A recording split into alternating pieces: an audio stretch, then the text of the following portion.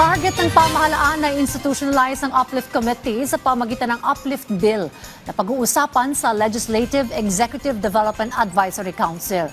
Ito'y para tutukan ang pagbuo at pagpapatupad ng mga hakbang sa gitna ng energy emergency.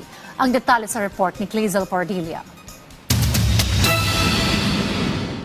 Pinalalakas pa ng administrasyon ni Pangulong Ferdinand R. Marcos Jr. ang mas mabilis at organisadong pagtugon sa energy emergency na epekto ng krisis sa gitnang silangan. Ayon kay Executive Secretary Ralph Recto, sa ilalim ng Uplift o Unified Package for Livelihoods, Industry, Food and Transport, 2,000 gas station na sa bansa ang nagbibigay ng 10 pisong diskwento sa bawat litro ng diesel sa mga tsuper.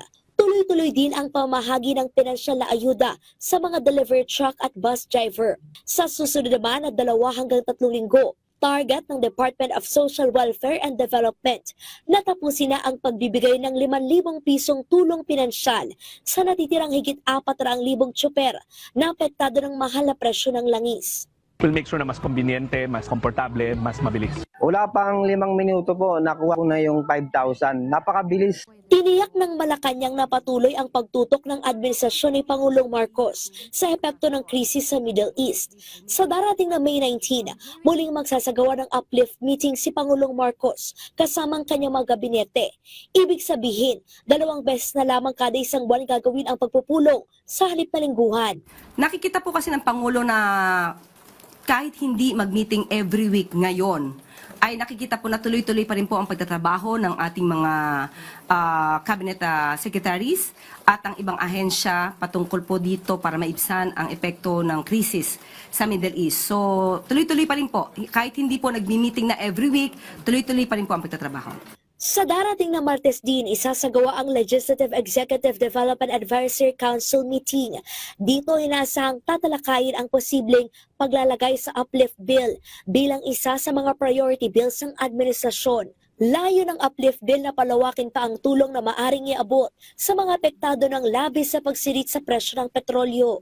Yung Uplift Bill ay napag-usapan before, so tignan po natin kung mapapasama ito o kung may iba pang alternatibong maaaring gawin. May 19 po ang susunod na LEDAC meeting.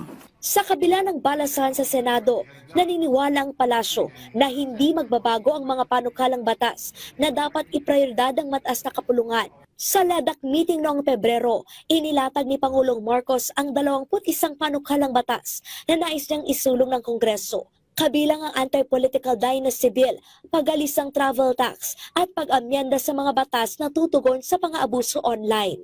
Wala naman po dapat sigurong ipagbago. Dahil kung ito po ay para sa taong bayan, hindi naman dahil sa nagbago ang liderato sa Senado ay babagalan nila ang trabaho at hindi ito makakabuti sa taong bayan at hindi rin ito makakabuti sa Pangulo at sa Kongreso. Clazel Pardilia para sa Pambansang TV sa Bagong Pilipinas.